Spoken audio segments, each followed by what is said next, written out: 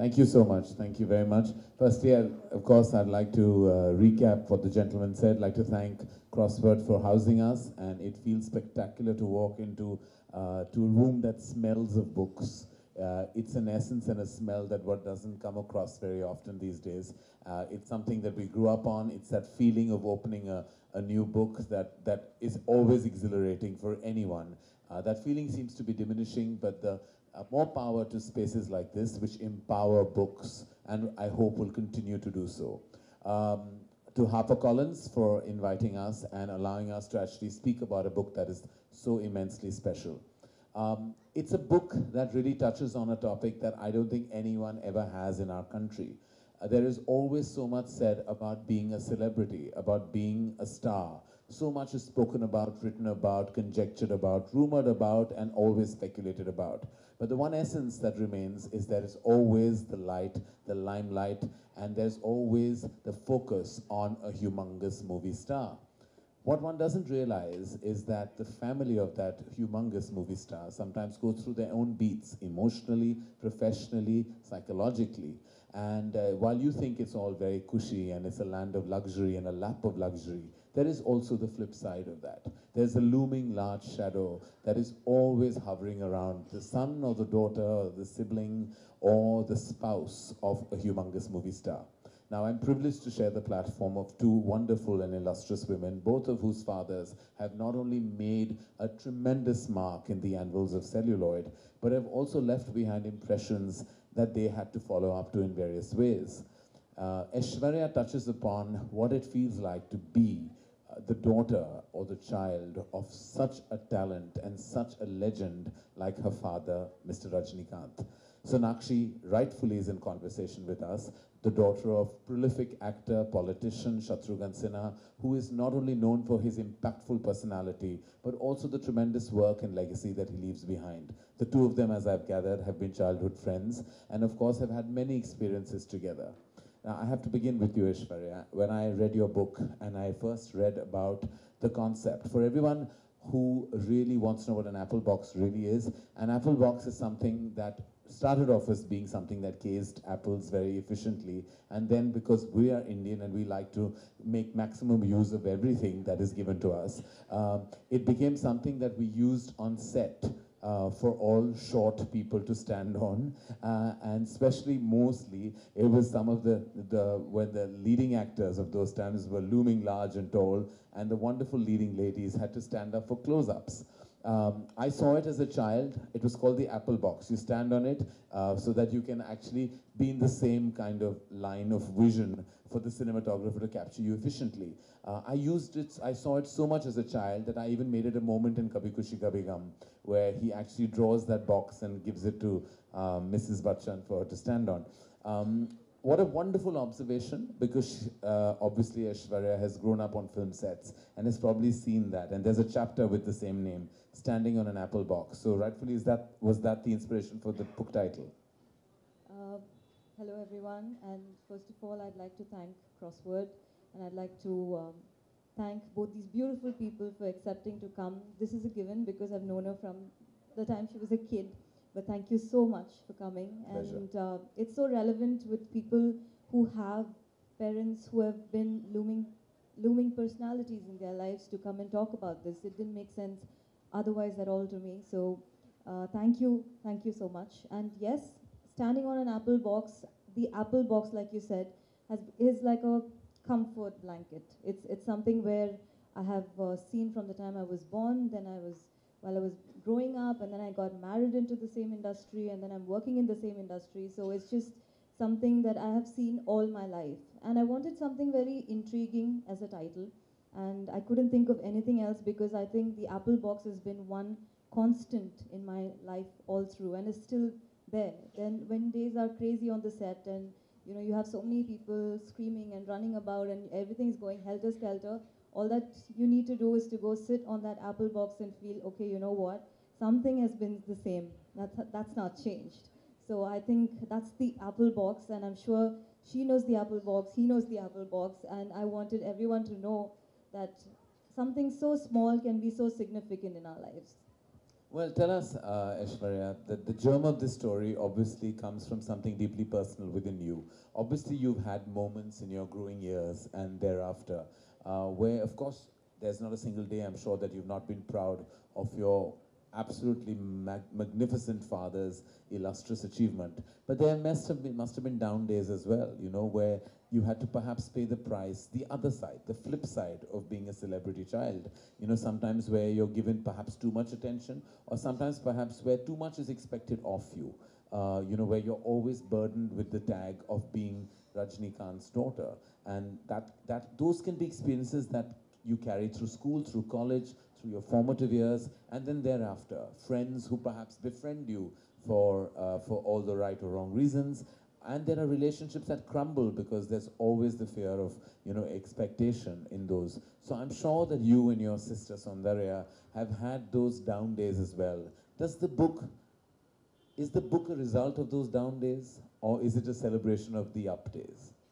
I think the book is, I would say, pages of my diary. If suppose reading out of my diary, how would it be? It's as real as that. And definitely, there have been many days like that. It's not just one or two. And this book, as you see that in the first page, I have dedicated it to all the celebrity kids that I know. And it's very difficult to maintain the sanity and sensibility coming from where we come from. It's a lot of things are misconstrued. There are a lot of misconceptions. There are a lot of myths about, you know, why we behave the way we do, why we talk the way we talk, why we don't make certain friends, why we make certain friends. So this talks about, you know, that, you know what, we're also as normal as you are, and please don't think that we are abnormal. We're not. And there are a lot of things that we did exactly like how you did in childhood, and this talks about my memories of being normal. I think most of it is that. Wonderful. And Sonakshi, if I had to speak to you, you've known Aishwarya since you all were children and you all were childhood friends. Now, if I had to say the same thing, that is there a deep resonance and a deep identification with the theme of this book in your life? You grew up again in the lap of Hindi cinema, in the lap of around film lights, people, fans, screaming fans outside your home, screaming on sets, always having a famous father. Now, that is very different from what other kids go through, you know, when their fathers step out into the real world, nobody's screaming for them, you know, and you've seen a totally different side. How did that impact you in your formative years?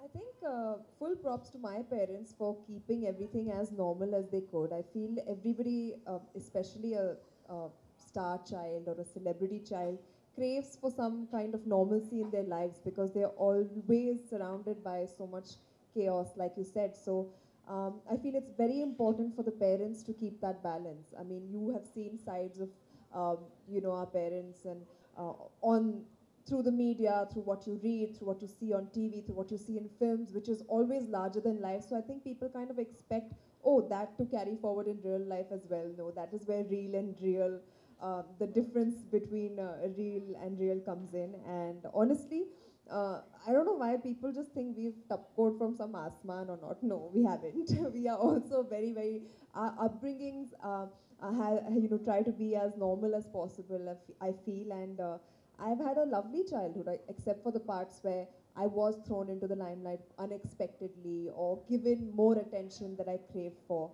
How old are you? 14. So at 14, like, I think I had gone for some campaigning with my dad and everybody was treating me like I was some celebrity and asking for my autograph. And also when you're thrown into that at such a young age, you feel like, you know, oh my God, what have I, you know, been pushed into? I don't want to be here. And that it does impact you in certain ways, but it definitely depends on the parents to keep it as normal as possible for the children. And I'm really happy that she's written this book which gives our perspective out there so that you can know how we also feel. And, you know, yeah. I have to pipe in here and say that my first award that I ever won for my first film, Kuch Kuch Hota Hai, was given to me on stage by Sonakshi, who was baby Sonakshi then. Yeah, which and my I was dad like, again, I was like, dude, this is really hysterical. like a 12-year-old is giving me my first film. So there are perks. Perks, yeah, hello. And if you go online, there's a whole YouTube video where I look like a house, because that's what I looked like at that time. And Sonakshi is bespectacled and has spoken in Shuddh Hindi. Hindi and said Adarniya something and something, and I was which like, my dad has taught me. Full Yeah. tuition is given me So- before going up so on there are stage. some fun perks as well of But being. no, I'm sitting next to him and I'm like watching this award function. Like any one of us would be like really excited to be at an award show for the first time if you're not directly into it. Yeah. I mean, I came from school home and my dad was like, "Chalo award function mein jate hain." And then I went and I suddenly said, "Chalo award dena hai stage pe," and I'm like, "Eh, ye bolna." So I was like, "Yeah, okay." No, but you see what happens, you know, with even there is always this. Now I've grown up now. My father was a film producer, which didn't qualify as being a movie star at all. You know, producers are always at the lowest rung of like everything. All we are expected to is be really nice to movie stars all the time. So all my father used to tell me is that if I say "Ye mera beta," I have to bend down and touch their feet. So that was all I was told to do. It was like that. From an outside perspective, I've grown up with Abhishek and Shweta, who are Mr. Bachchan's children, Javed and Javed Saab and Hani Rani's kids, Zoya and Farhan. All of them at Abhishek used to have this big birthday bash, Shweta and Abhishek together, and everyone's celebrity kids would turn up. And that's where you realize that everyone actually has such a normal, organic upbringing. I've seen Mr. Bachchan dance on that dance floor, you know, with all the kids and hand out prizes. And I've seen his kids never win, you know, because he was always perhaps looking at the flip side of it, you know. And so there is so much normalcy, but the world outside that house, there were like 2,000 people screaming. So it's like a dichotomy, right, Aishwarya, that while you're in the confines of your home, you have so much stability, like Sonakshi expressed, so much normalcy. But the moment you step out and you see, like in your father's case, I don't think any movie star in this country has seen, there are temples built on his name. People die and fall flat on floors like when he walks. That is not normal. To be his daughter cannot be normal. And for you to kind of maintain your stability and look as poised as you are, I mean, kudos to you. And I'm sure the book also taps into those experiences. Like, your abnormality is on another level. What do you have to say? No, I think it's been quite the opposite in our case because here, you know, there was like up in the north, here when all the parents thought that they should send their kids abroad to keep them away from this whole din and the whole craziness, my parents opted to keep us in the same city but secluded. It was very different. It was they wanted to keep us there. They didn't want to send us, but at the same time, they did not want this whole thing to, you know, kind of taint our way of looking at ourselves. So it was a very different childhood, and it was a very closed and a very safeguarded childhood that we had. And it was not, our pictures were never shown anywhere outside. You know, there's even a chapter in the book about it. Like, you know, so many people had so many assumptions why. People thought that we were not normal, there was something wrong, or we were deaf, or we were blind. That's why they didn't want to show us out in the media. So they had their own assumptions about us because they were very closed about not letting us be seen anywhere outside. So I think that my mom did that for a reason because, you know, we used to go to the beach with our relatives, with an aunt or with a friend. No one used to see us. No one used to stare at us. So she maybe thought at some level that normalcy can be given only when they are not around. So I think it was. So you've never watched your father's film in one of those crazy movie hall experiences where as soon as your father comes on screen, people would stand up and start dancing and coming and garlanding his poster and doing all that. You've never seen any of that up close and personal? It was much later in my life. Much later. Yes, it was never when I was a kid because we used to only be taken for preview shows. It was never premiere shows.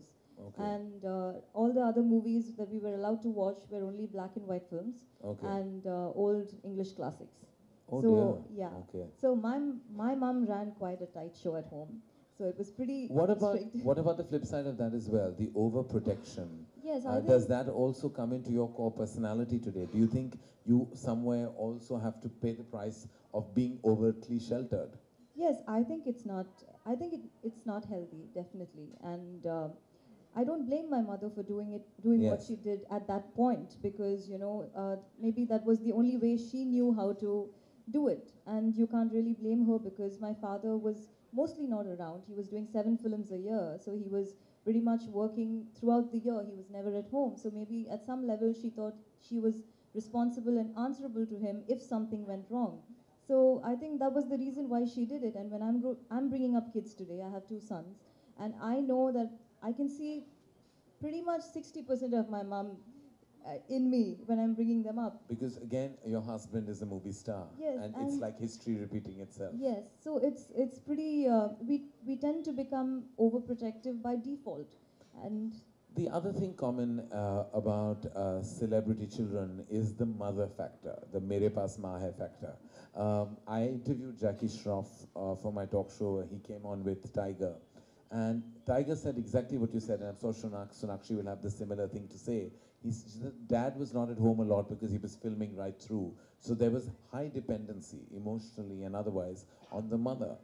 Is that the same, Sonakshi, for you? Like, was there Absolutely, is the mother more of an influence because of your circumstance? Absolutely. I think because she was the one person who was always around, even though we knew that, dad has this job to do and he's traveling all over and he's doing it for us. She was the one that was constant and always there. So I guess that is natural for us to fall back on the mother more than the father. But obviously, to compensate for their not being there, I read something from the book as well that they would overcompensate by bringing us so many presents and dolls and gifts and all of that. So I remember something very vaguely. I think the first time when I went to Chennai, I had gone to their house and I remember I was very young. Vaguely I remember your mum was teaching a group of kids at home, and I found that so serene. I found that to be almost like a gurukul, and I thought to myself that wow, it's so nice to be in an environment like that where you just left to be by yourself and learn at home. And I would have thought they were weird. She's being nice. no, It's honestly, not- I remember even Perhaps. asking my mom about it. Yes, I was like, how yes. come they were all learning at home? Even I don't want to go to school. Can you teach me at home? Look, normal cannot be the thing. Nothing is normal. You must understand what we're touching upon with this Yeah, book and otherwise. yeah. Like, while you say that you had normal upbringings, but the fact that there's overprotection is Sometimes, not yeah. normal. I remember when my dad became a minister for the first time.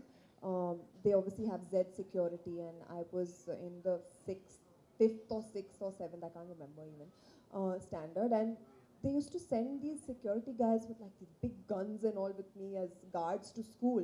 And I had to put my foot down. It felt so weird. I had to tell my mom, I will not go to school if these men get out of the car before me and escort me to the gate. I will not. It's just embarrassing. So I had to make that stop on my own because it's just so strange. Everybody, even if you don't want to draw attention, no, they will look at you because of that. In good humor, I have to add that their mother did that. My mother went a step ahead and started her own school. She said, I don't want to send you anywhere. You study in my school. Well, So I Well, think that- you're better off, trust me. but there's also the other thing that one does touch upon is that everybody else whose parents do jobs that are not in media focus or in celebrity light don't necessarily know, I don't know of somebody else's father who's a lawyer, a doctor, an engineer, how they're doing in their professional status. This is one fraternity and industry where global success is talked about all over, and so is failure. And there is a ramification of that as well. So when your fathers or your mothers fail in the movies, they're also spoken about at length. Sonakshi, did you feel that sometimes that information of failure brought down the energy in the house? Or were you also protected by that? I think we were definitely protected by that, and also it was not as much as it is today. Today we have the press, the media, social media. Today, they're hammering in your head if It's- something yeah, doesn't work. If even you sneeze and everybody knows you've Yeah. sneezed. So at that point of time, it wasn't so extreme. So I think that information to reach us also would be filtered out. By the time it reached us, it was very PG-13 types, okay, beta, this is what has happened and all. And you could tell by the mood of the parent, mother, father. That at something home. was a bit Yeah. amiss, but that it something wasn't. is a bit amiss, but it'll be fine. It'll be okay. And that was what we would always be assured of, because having been in the industry for so long, they knew of the ups and downs. You know, what goes down has to come up. And vice versa. Yeah, and vice versa. So And they were- Aishwarya, the same with you? Was failure also kept away from you whenever there was? I think yes. Though to in an your extent. father's trajectory, I'm trying to figure out when that zone was. Very few moments of those. Yes, I think you know, when there are fewer moments of such, they kind of make a bigger impact when you don't get to see so much of it. And by God's grace, thankfully, yes, it's more exaggerated, it feels more out of the normal. So it kind of, you can feel the whole grimness at home. You can feel it, like she said, there would be a kind of odd silence. There would be things that people would rather not talk about, they would not want to say anything about. And then, you know, just give, the only thing my mother used to say on days like that is just give space. It's just not, if it's better not to talk about things, it's better to give space. And I remember as a child when I was around a group of lots of star kids, I was, of course, always, no doubt I have a talk show, because I was always obsessed by reading gossip tabloids. Stardust and Cineblitz were magazines that I had access to. I remember that none of the other star kids even knew they existed. So obviously it was kept away very diligently, whereas my mother was not doing the same. I was growing up, I was obsessed by the Stardust, and for me, that was the gospel truth. What was written in those newspapers, those magazines, I thought was definitely the reality, you know. Did that apply to both of you as well? Like, was all information beyond kept away? There were no magazines bought at home, whether Tamil or Filmfare or Stardust at that point. I mean, it was not done, and a lot of channels were not floating around. Yes, not there. Yeah, I think even if there were, like very rarely there would be, or they were just kept away from us, or by chance if we happened to find one somewhere, 2-3 pages would be torn out from it. So we don't know what was missing, but yeah. Yeah, well, I get that because I've grown up around so many star kids. It's amazing that actually, Aishwarya, you've written this book, because I'm sure not just children of famous parents, but in two ways I think it's magnificent. One, because I think anyone who has been in this situation is going to deeply identify with the ethos of the book. And those who are not would get a mirror into the real truth behind what other people perceive to be as an exceptionally cushy existence. There are so many, as I said, deep dark days. There's so many aspects that children and, as I said, spouses, siblings have to combat. And the fact that you've kept it breezy and light and yet somewhere so soulful without pretending for it to be, I have to say as a debut author, big kudos to you. Thank you so much. And I feel your dad will be so proud with the eventuality of this book.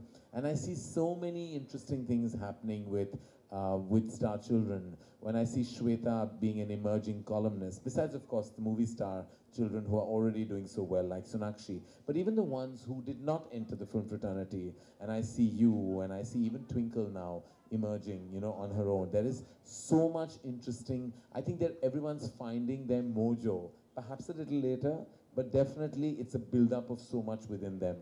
Yeah, I think we're all trying to, you know, kind of find where we belong. Right. And for some it takes very little time. For some it takes a whole years to, you know, find out where we belong, you know, because we can't just, I think anyone who does anything just because they need to do it will never work. You need to actually feel and be comfortable in your skin, and you know, you need to feel good about doing what you're doing. You know, when I'm in a film set, I always tell everyone it's like fish in water. It's just you feel so at home. You feel like you're at home because everyone there has either seen you grow up, or they're working with you, or they've grown up with you, or it's just that everyone's so familiar. It's not alienated, because I don't think we could do anything else. It's just that someday you will land up here, but in maybe different fields and aspects of it. But you can't see yourself away from it at all. Well, huge congratulations, and thank you, and thank you so much for being the author of this book, and thank you for bringing it to the world, and thank you, Sonakshi, for your tremendous insight on the same. And I think we should now officially. Would you like to read the bit the gentleman was talking about? No, I think the book is pretty thin by itself, so I just let people read it. All right. Okay. These wonderful ladies who are with me on stage will now, I think, officially tear open this beautiful piece and a gem of a book.